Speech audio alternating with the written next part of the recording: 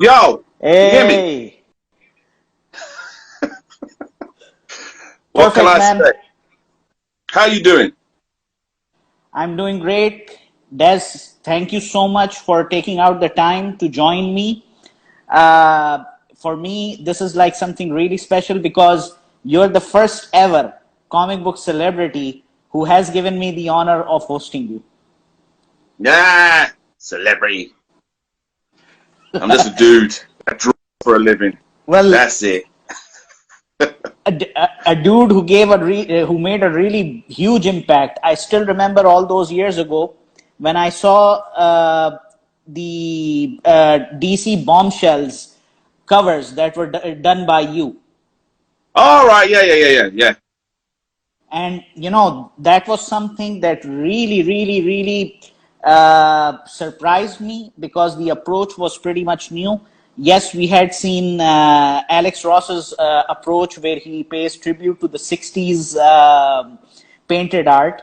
But this Yeah. was like, you know, going back into the golden age of comics when you have the 1930s all the way to the 50s and you're seeing Wonder Woman and you're seeing Batwoman, all of them appearing in that type of a guise. And from that point onwards, it just, you know, the world is a small place thanks to the internet. And I never expected that I would be getting in touch with you on Instagram. So thank you once You again. know what? The funny thing is with that, so you know, Aunt Lucia is the guy that designed the DC Bombshells, yeah? He's the guy that designed them, right? Right. And at a Chicago convention, and lo and behold, we were in Artist Alley, and he was sitting right across from me, and I had just done those covers. And it was the funniest experience. I'm like fanboying over him, and he's fanboying over me. And it was just crazy because I went up to him, I said, look, let me buy something from you. He said, no, I can't do that. Come on, man, you're a big fan of everything. You know, I'll swap some stuff. I'm like, no, you know what? I'll buy something from you. So then I went and I bought some of his prints and stuff. And then he came over and goes, I've got to buy something from you. I said, no, you don't have to do that, man. Come on. You know, no. And then he bought something from me. Basically gave me back the money. Right, okay.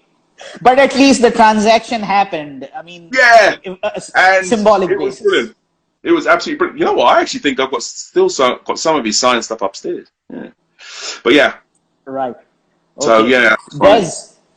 Des, I really want the geek community here in Saudi Arabia and the wider GCC to know more about you, because the franchises or the celebrities or the publishing houses that you've worked with, they enjoy a huge following within the community here. Oh, okay. So in that respect, I'm gonna start out with your career overall, but I want you to take us back in time, that first moment when you fell in love with comic book art. Oh gosh, you realize I was 50 the other day, so we're gonna have to go back a few years. I do remember one of my first comics. It was a Superman, and he was with Superman and Thorn on the cover. Now, you know, I don't know if you're familiar with the character Thorn. Thorn, yeah. Looks like Poison Ivy. Yeah. Yes. Yeah. So, I was that was my first comic. But even then, I wouldn't say I was totally into comic books until my dad found a stack of them. They were mostly Spider-Man, mostly Marvel, in fact, Captain America, Spider-Man stuff. So I mean, I had looking stories and stuff. But I must admit, the first time that hit me was seeing Johnny Romita Sr.'s art on Spider-Man, specifically the Green Goblin issue when you know he captures Peter Parker and he exposes his identity, and then later on he kills Gwen Stacy. And to this Yes. day, that comic still hits me. That still hits me. Yeah, because I could remember vividly how crazy that was. That somebody had, that the publisher had the stones to kill off such a major character. Now True. they kill off True. hero every 5 minutes. Yeah. But then it was like, whoa, oh my God. And, his artwork through it all, every panel, perfect. Every panel. True. And I said to myself, you know what? That's how good I want to be when I grow up. So, yeah. So John Romita Sr. was the man who basically, reached out to you and said, this is what you need to do. Yeah. Without a doubt. Amazing. I think, but going forward, like in the 80s now, in the early 90s, everybody wanted to draw like Jim Lee. That image was cool, and Tom McFarlane was doing Spawn, and their artwork was loads of lines, very specific stuff. And I looked at stuff and it's nice, but I ain't got time for that. They must spend like a whole day on one panel with all of those line work. Like, how can I get my style down quick? I need to develop something that will make me faster. I don't have time to muck around, with 3,000 lines and cross-hatching and stuff. And it wasn't until I saw Batman the Animated Series and saw Bruce Timm's artwork, and then that knocked me out the park. And then to see him do it live at a comic convention, and he used a brush, and he's getting down his brush strokes very, very quickly. It was like, that's it. That is it. Yeah, and then I developed from then. To this day, I use a brush to do all my inking and stuff. So. Okay, I was really, really hoping that you will be mentioning Bruce Timm, because when I saw your artwork, I mean the homage that you guys pay to the previous eras. Yeah. And I just had this feeling, and I was really itching to ask you that, I mean, how much inspired you were by Bruce Timm, and fortunately you said it yourself. There because you go. I saw some of the illustrations you did recently, or shared recently, if I might say, about Superman, about Mary Jane Watson, the one that you did for Iron Fist, Misty Knight, and Colleen Wing. Yeah. Oh, you commented on that, didn't you? The other, Yeah. So, I mean, these were the ones that really, really, blew me away. And I said, I mean, it's highly unlikely that Bruce Timm did not influence Des Taylor. Without yeah. And it was really funny? Again, San Diego Comic-Con, there's an absolute queue of people waiting to try and get a commission from him. Right. And you could see he was tired by the end of it. And then I came up and he looked at me, and that looked like, I'm too tired to do any more of this. But here you go, he's a nice guy. So I came up and he goes, what do you want? I'm like, just want to shake your hand, mate. You've inspired me for years. And he was like, thank you, man. Thank you. And we took a picture together. And he was doing a X for me and goes, there you go. And I was like, oh, you didn't have to do that, but cheers, man. So that was really cool. You reminded me of my own story when I met Bob Layton. Oh, yeah, Bob, yeah. Yeah, because I got the chance to meet Bob Layton in 2019 when he was here in Riyadh.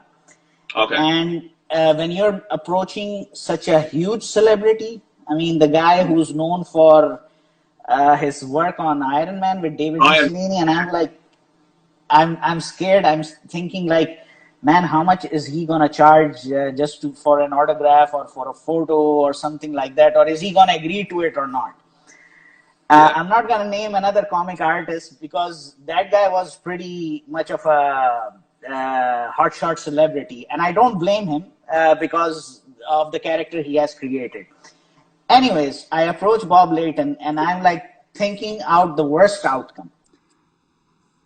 And next thing you know, I say, Mr. Layton, I've been a huge fan of yours all my life. You're the reason you and Mr. David Michelini, that I fell in love with the Iron Man character. And would it be possible for you to sign my graphic novels of Iron Man, Demon in the Bottle, and Armor Wars? Okay. And he says, that would be my pleasure. So I said, sir, how much do I owe you? And is it going to be possible for you to join me and we can take a picture together? And he said, just a gentleman's handshake and that's enough. That's it. Class. And I'm like,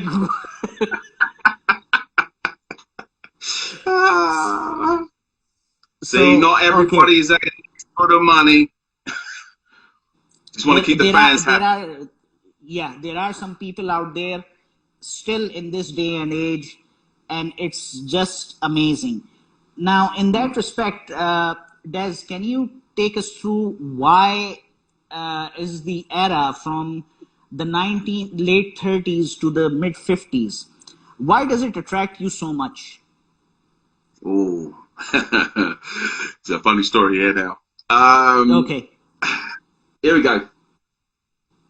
I was brought up in a house with mum, two older sisters, okay?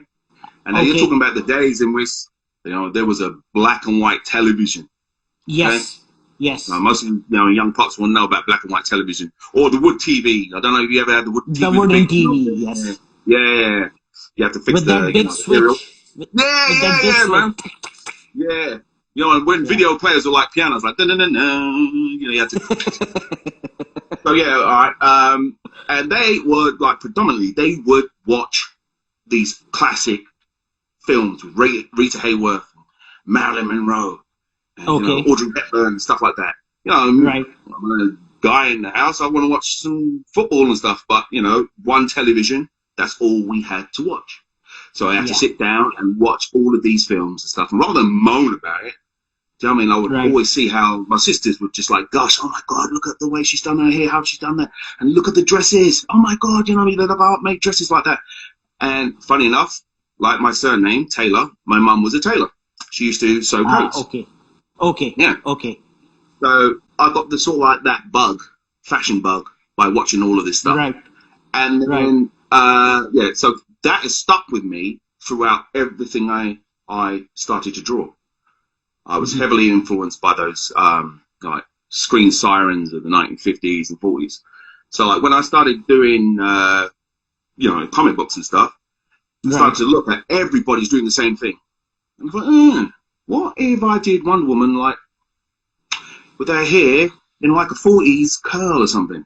And then I would go on and do Supergirls. I think mostly about the hair and how classic makeup would look.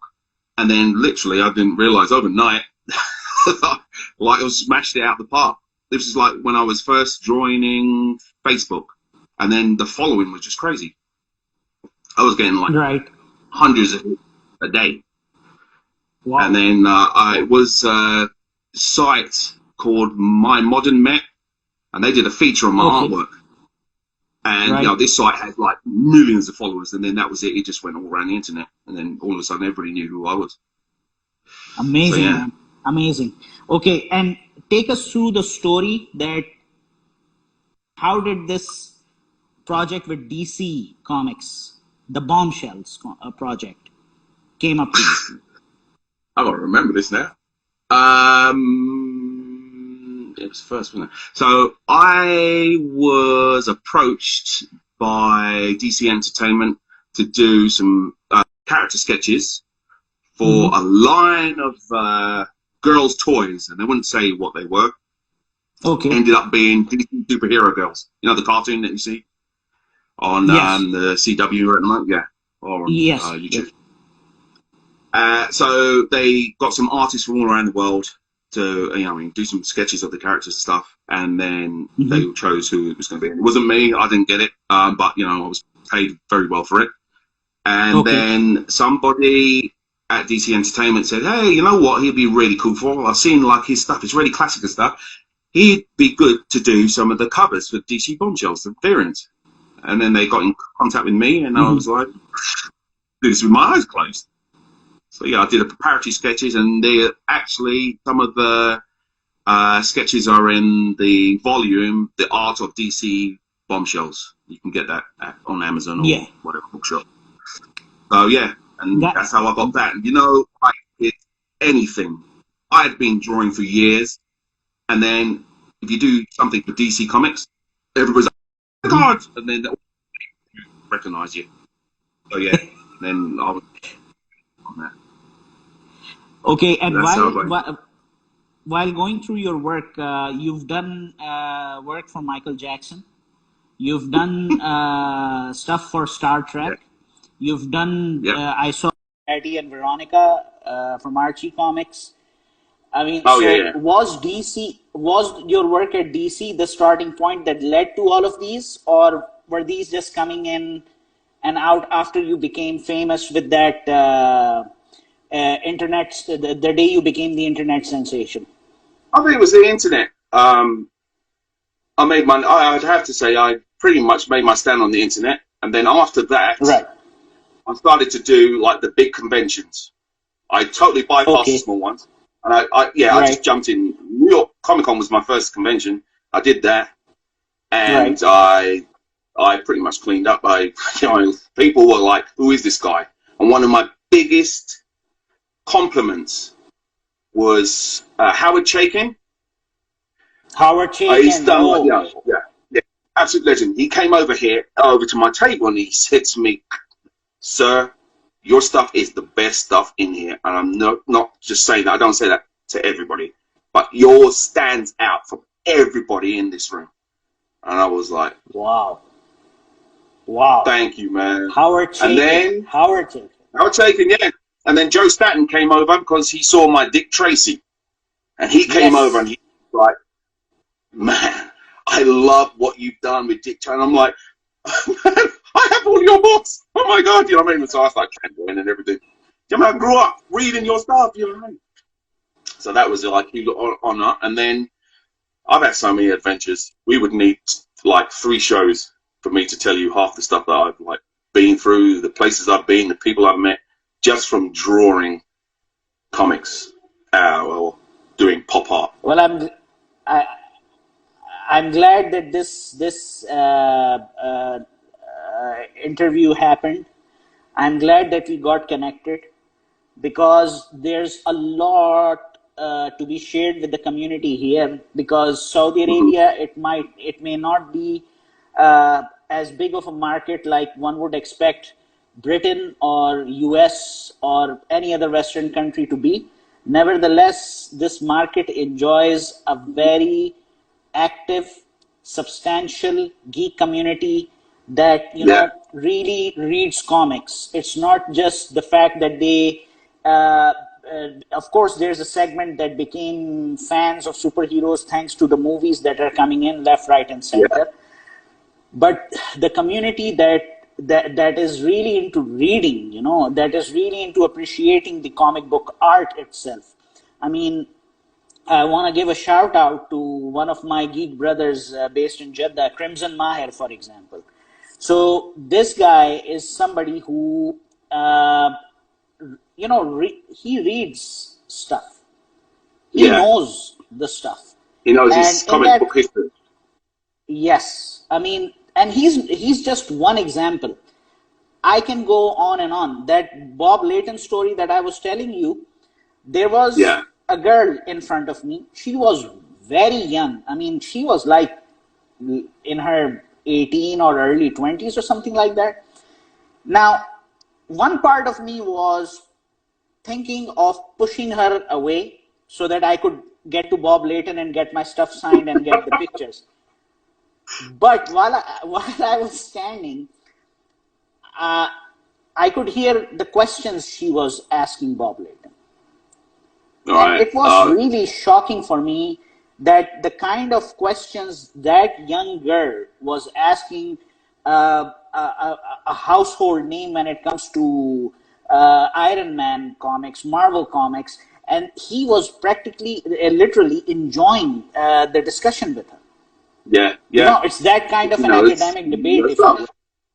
Discussion, sorry. it's funny because you know, like back at school, there was me and two. I guess we can count three girls Right. that we used to collect comics, and everybody else used to absolutely destroy us about collecting comics. Yeah. I say three people because there was uh, Abby and Emma. They were twins. um, Okay. and Sonia, funny enough, she ended up writing and designing for Image Comics. So yeah, so there's me, obviously, you know, the only guy there, and these three girls, and they loved. They were X-Men mad. They knew everything about X-Men. They collected all the X-Men comics. So you know, Uh, they knew their stuff. the the Claremont Dave Cockrum era. Everything about Oh, going back to the '60s. They knew everything. X-Men was their thing. I think they got it man. from their parents because their parents used to, you know, collect comics and stuff. So yeah. Yeah. So those were the Because people I hang around with. in our part of the Cool world, kids. you know, That. those of us who grew up in the 80s, those of us who grew up in the 80s, we were, our parents would buy us comic books and action figures and everything, but they would always have this hope inside their heart that this is going to wear off when they grow up, but it never did. I'll tell you a funny story. One of the Yeah. guys that used to bully me at school Right. Right. about collecting comics and watching cartoons turned up to a convention and he was shocked to see me. I milked that like a cow, man. And he was like, "Oh my god, always get into comics when you was at." And I was like, "Yeah, yeah, yeah." And I was like, "No, I'm not giving you nothing for free, man. You're paying." And you're That paying was double. You're paying double. yeah, man. Just like the Arsenal fans, I charge them double. Okay. Anyways, Des, yeah, sure. So, continue, please. what's your next question, sir? Yeah, my next question is in fact from one of the viewers, and it's a very Go on. interesting question. I This just is see Christy from, say charge them double. yeah, Brilliant. okay. Uh, she's asking, Des, what character haven't you drawn that you would love to tackle one day? Ooh, do you know what? I was actually thinking Yeah. the other day, I wanted to sort of like get away from the comic-y sort of stuff, but I want to do James Bond. I want to do a series of James Bond. Sean Connery, by the way. Sean Connery, James Bond artwork. Okay. And I want to do Okay. my versions of the covers of the Bond novels. That's what I want to do next. Man, this Goldfinger's is my favorite quite. Bond film, followed by Thunderball. But yeah, and I'm dying to do that. And I want to do my versions of all the Bond girls and stuff like that. So yeah, that's what I'm planning on. It's my little side project. So, the viewer, the Christy, I couldn't get your full name. You got your answer. He's planning to do James Bond. I seriously hope he gets the opportunity to do that because this is something I don't want to miss. Now, you are the creator and the owner of Scarlett Couture. Yeah. Tell us about it. Why Scarlett Couture, a comic book? I can relate to the fact that it gives me, whenever I look at it, it gives me that noir feeling. Okay, that Yeah. feeling that we would get from Turner Classic Movies, especially from the 30s and all the way to the 50s. So please share your idea. Nothing is ever simple with me, okay? It's usually something Right. visual that sparks something off in my head. Funny story again. I was at, what party was it? I think it was for Cosmo. It was Cosmo? Okay. Yeah, I think it was Cosmo magazine. And I was Right. there, and full of, people that worked on the magazine, and a few celebs or whatever. It was absolutely boring. So I went to the Right. bar, got myself a cup of drink, and I was actually waiting for a friend to turn up so we could go somewhere else. And then all of a sudden, this footballer came in who was Joe Cole. Used to play for Chelsea. Okay. Joe Cole. Yes, Joe Cole. I Yeah, Joe remember. Cole, yeah.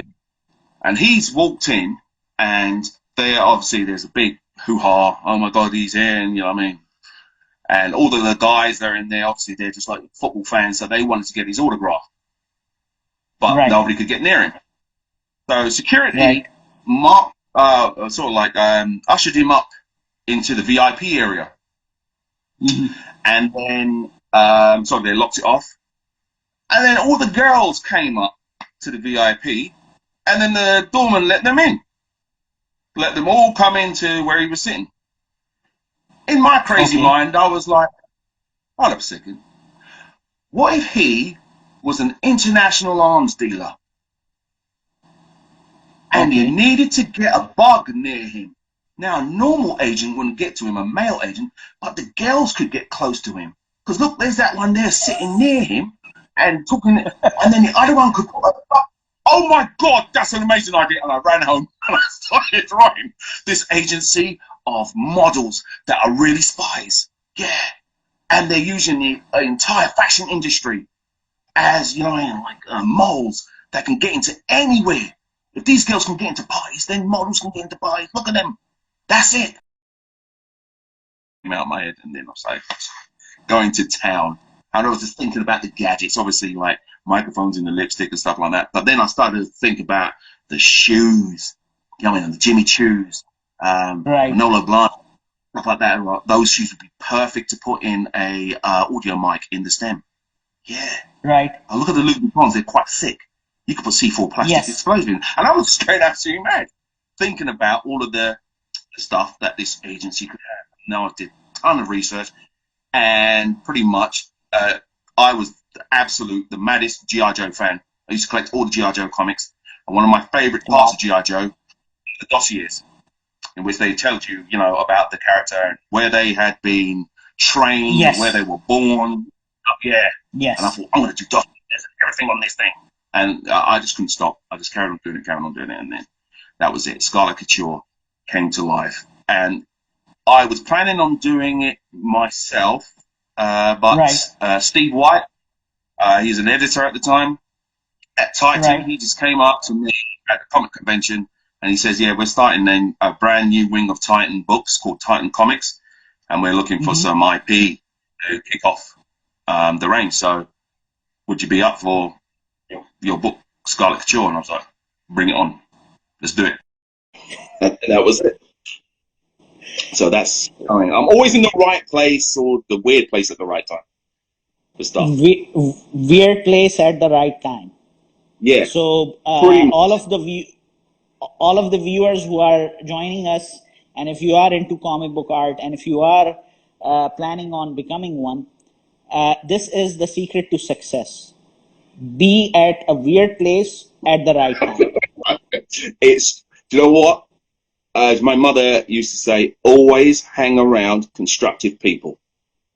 Yes, Okay, definitely, and if you do definitely. that, you'll be in the company of somebody that will, trigger something off or send you somewhere, or you'll end up somewhere. And it's been the story of my entire career. I've just been, It in front of somebody, or somebody's just introduced me to somebody, and then it's just followed to crazy places and stuff. So yeah, to do that, you're not going to succeed just sitting in your man cave and drawing. You've got to get out. And I don't really like Yeah. going out, but you have to do it. Yeah. True, true. There are some things. There are some things that are worth the effort, and Yeah. especially if it relates to your passion, because and that's why, I mean, we are seeing the success, because uh, you know if your artwork, if your illustrations are captivating audiences, Mm-hmm. taking them to a walk down the memory lane, maybe, or Yeah. Yeah. just transporting them to the world of nostalgia altogether. Something that they grew up with, something that like you grew up watching Turner Classic Movies. So Yeah. maybe there might be some individuals out there who go for it. For me, the reason, like, I just became mesmerized with your work was that Bruce Timm was the one who got me into Art Deco and all this stuff. Yeah. Oh, wow. And Okay. yeah, and in that respect, because with all due respect to all great book artists of every decade, Mm-hmm. there are some artists, especially from the DC universe, that they've done their job. They did their work Yeah. so good that even Yeah. if when I reach the end point of my life, and if somebody comes and asks me, who are your top favorite artists, I'm gonna say Jose Garcia Lopez, Bruce Oh, Timm, yeah. The main Alex man. Ross, yes, Alex Ross, Des Taylor, and Nah. no, seriously, man. I mean, because there is something like, why do I love Alex Ross? Again, there were these Lady Bird books. You remember back in the All right. 60s and the Yeah. Yeah. 70s? Yeah. On the painted covers. Yeah, the painted covers, exactly. Yeah. And they look just so good. I hated reading them, by the way, because my mother used to force me to read them because it was good for children. But the reason they captivated my attention was because of the painted art. And then came a guy by the name of Alex Ross, and he, brings back that artistic style. There is something, and as we are moving forward, I am seeing here in Saudi Arabia, I'm seeing it around the region, I'm seeing it even in the US, because I'm engaging with comic book readers and all these guys, that there is more and more longing for the previous era, an Oh, era wow. that was known That'll for be good. something. That'll be good. What's the vibe in Saudi Arabia with comic books? And I'm not just talking about, as you said earlier, the Marvel and the DC shows are Yeah. how a lot of people have got into this and they class themselves geeks, but the proper real comic book readers. What's the vibe like over there? I've only The what? pretty much I've been to Dubai and I love Dubai and comic book readers and geeks at MEFCC and these guys, Yeah. they shocked me. I was like, more than most people over here in the UK. Like absolutely stunned. So yeah, so what's the vibe like over there? Yeah.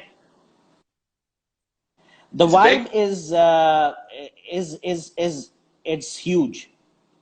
It's huge compared to the region. It's huge. Uh, I'll give you one example, and it will give you an idea.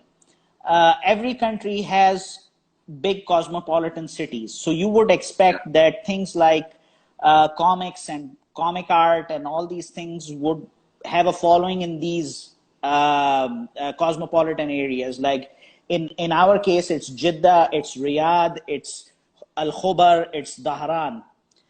Now, ever since I started my journey of being a full-time vlogger on superheroism, a podcaster on superheroism, I have met, I have communicated with geeks who are diehard either cosplayers, who are diehard comic book readers, who are collectors of comic art or statues, whatever have you, from places like a small city like Yambo, Bureda.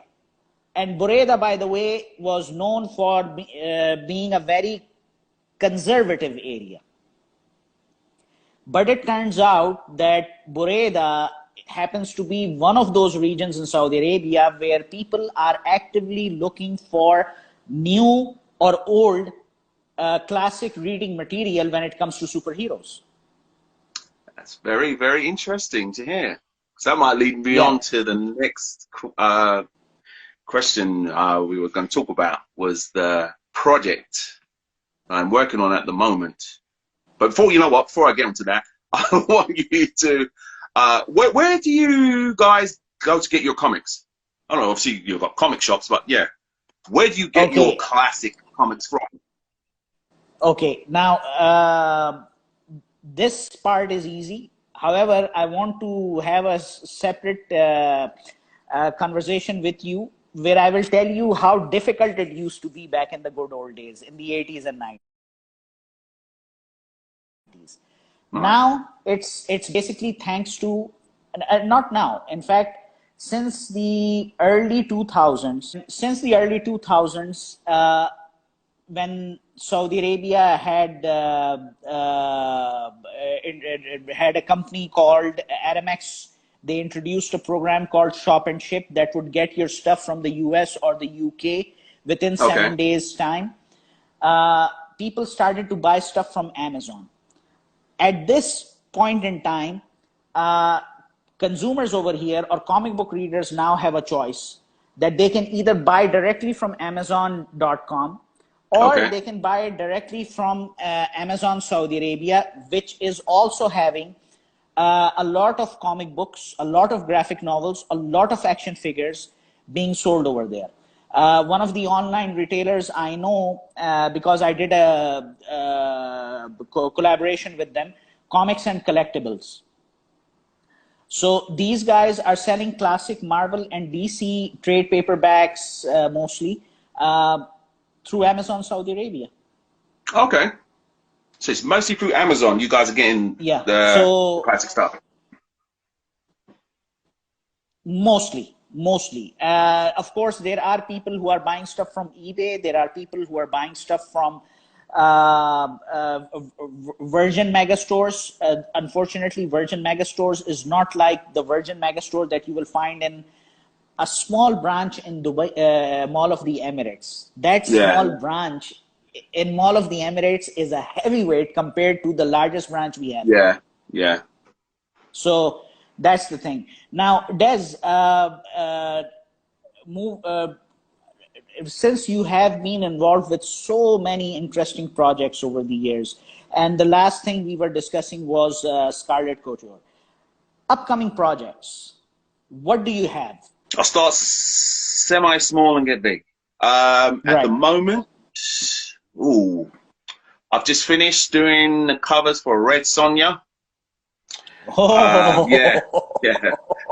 They should be out, I think, first week of May. So I've been doing that. Then what else? I'm finishing my own, the last part of Scarlett Couture, part 2. So I'm finishing that, and that's going to print next week. So that's that done. Amazing. And then I jumped straight onto the projects I'm working with Rob Pratt from Disney. Eva Strongbird and the Marine. So we're gonna dive in and get that finished. So since you're working with Disney, should we expect something from you and Marvel? Wait. Oh, there's actually something in the works with Marvel too. Don't know if I can say much about it at the moment. Yeah, because we haven't signed off or anything. So yeah, there is something with Marvel. Okay, we can wait for it. We can wait for it because the main thing is it has to materialize, and as soon as it materializes, we're gonna be the happiest people on the planet. I don't know. You just seen what's released, the Max Fleischer Superman playset that I designed. That's out soon. Amazing. So yeah, that was really cool. And then obviously now the big one, which I won't divulge the location, but basically I've been curating a toy museum with a really great team, which will be opening at some time somewhere in the Middle East. That's all I'm going to say for I now. know who you're We're talking looking to do we're looking to do a pop-up or two. Right. Yeah, do a test. Show everybody exactly what we're about and the whole idea behind it and stuff. And if you've been following the Toysium page, everybody, the Toysium page on Instagram, you will see that we've got some really, really cool stuff.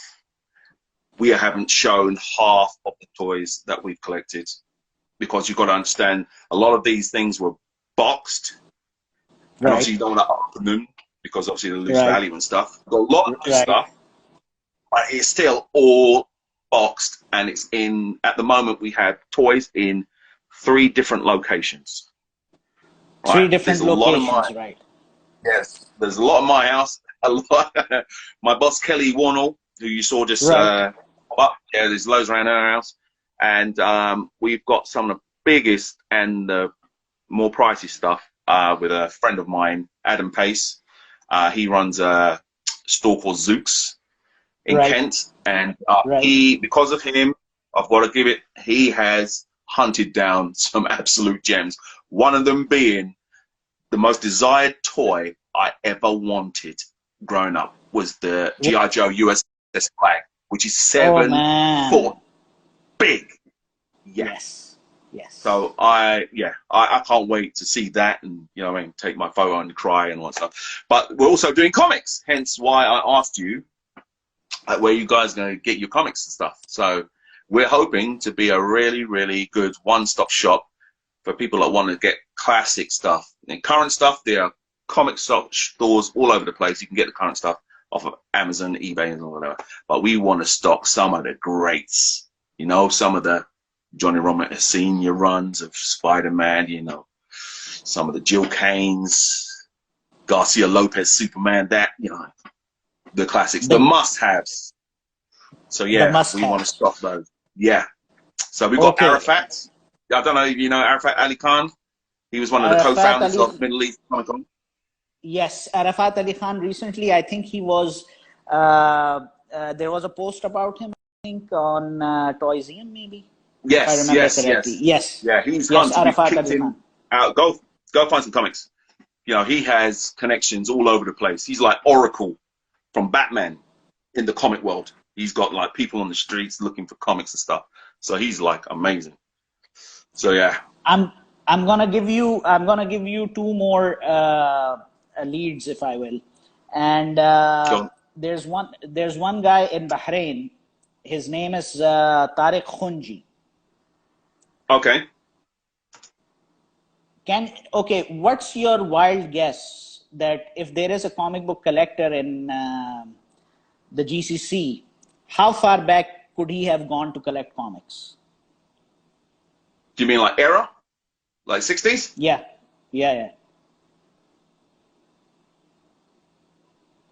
I suspect this guy has... Does he have any, you know, Superman, the early issues? Like the real early issues? No. This comic? guy... You were right on the first one when you said the 60s. Oh, 60s. So he's a Marvel head. He's a Marvel head, but at the same time, he because some of the collection that I did come across him, we basically had a conversation last year. It's been a bit long. Okay. And this guy was having the 60s collection of Captain America. He was also having Hellblazer comics. Okay. Cool. Yeah. So this is one guy, and then in Jeddah, since Toysium is about toys, we have a guy, his name is Figures Master. Oh, is he on your YouTube? Yes, he's on my YouTube, Facebook. Yeah, the guy with the Grandizer yes. statues and stuff. Yeah, you know how hard that stuff is to get? We're like killing ourselves trying to find it. He's still trying to find it. Will he be willing to, you know, part with some of that stuff? Or even like, you know, just asking, look, Des is asking if you're willing to exhibit your collection at our place. I'll buy him a coffee. He is the sort of person, and I can speak on behalf of him, that he loves to show his stuff to the world. Oh, wow. Imagine that, yeah, imagine in these times when, of course, the situation is much better now, but since January, what this guy has been doing is, he says, if you guys are 5 persons or less, let me know in advance, and my toy museum is open for you guys. Come in, have a look, because this guy is having rare action figures. I saw. Are, did you see the Space Ghost one? Yeah. I'm like, Yeah. look, we need to get in contact with this dude. I'll share his Instagram with you, so you can because he's really active on Instagram, and you can catch up with him directly, because this guy knows his stuff. This guy knows his stuff. He's a very hardcore cosplayer. He has participated in FCC twice. Good. And but the reason I admire him is his toy collection, man. Yeah. All right. So, might have to go around and do a feature on that. Okay, Yeah. now in that respect, we've talked about comics, we've talked about your work, we've talked about the community that's over here. Now, part of the community is very much into comic art. Yeah. I know someone, his name is Hisham Saleh, and one fine day, I'm on Instagram and I'm just looking here and there, and next thing you know, I come across a very beautiful sketch. I think it was for Superman or Doctor Strange, maybe. And next thing you know, this guy is in Jeddah. And through him, I realized that I came to know that there is a wider community, not only in Saudi Arabia, but going as far as Iraq and Egypt. Beautiful. Yeah.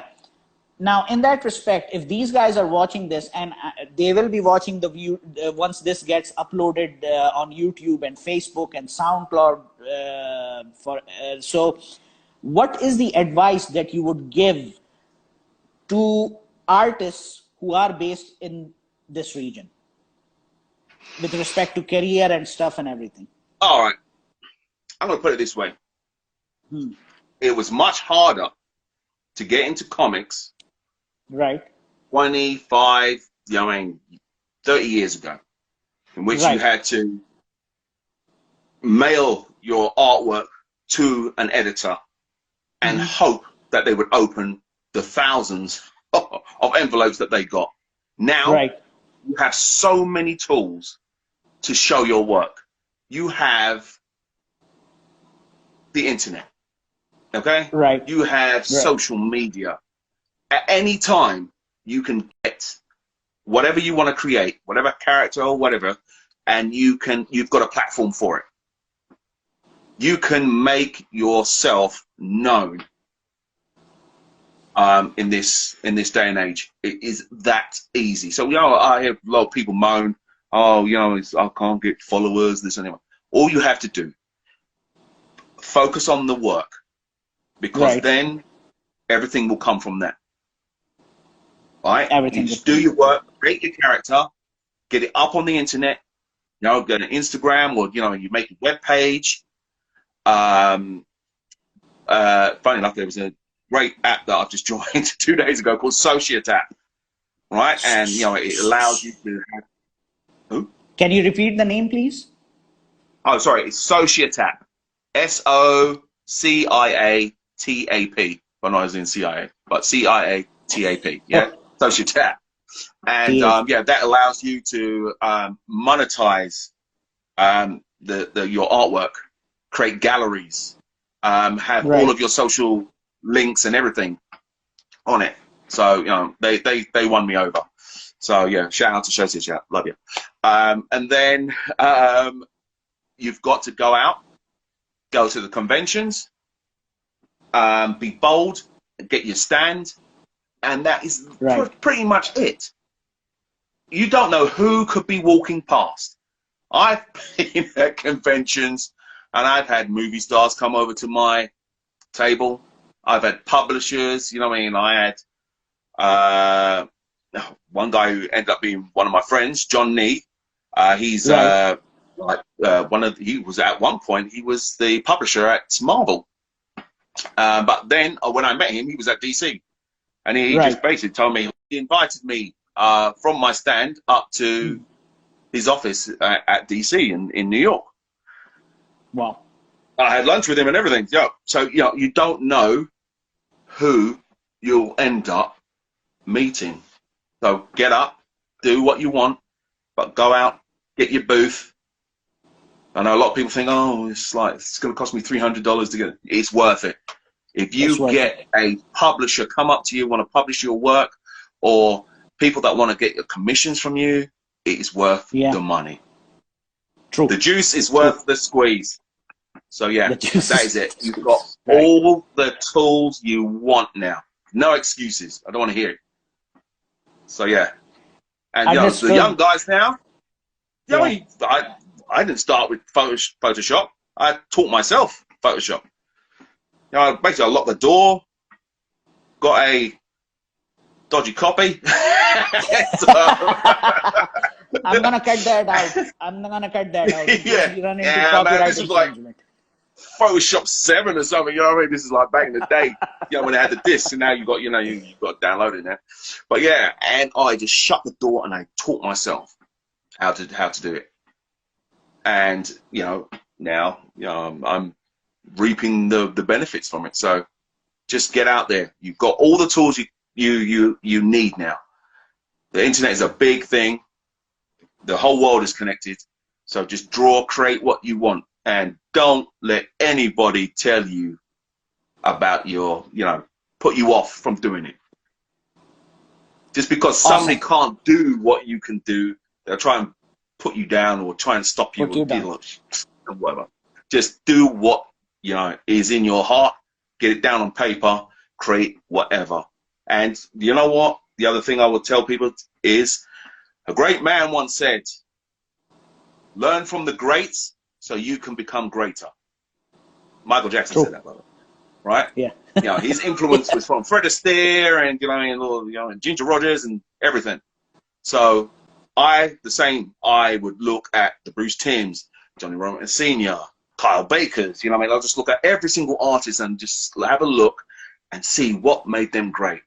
And then you take bits of what they've done and then you mingle it up and create your own. Like Bruce Lee and Jeet Kune Do. He takes different martial arts and he creates something for himself. So it's the same principle. There's a lot of guys that think they can just do it straight out you know, straight from their head. And they end up creating stuff that's lifeless, that nobody can relate to. It's the same thing with music, kung fu, arts, any art. You have to be inspired by something you see around you, and then it will come out of you. That's me preaching, everybody. Thank you, Des, especially for, you know, helping out the aspiring comic book artists by sharing the name of this application, which is quite important. And with this, we are coming to the conclusion to our Instagram live session. Thank you. And thank you, sir, for giving me the opportunity to host you.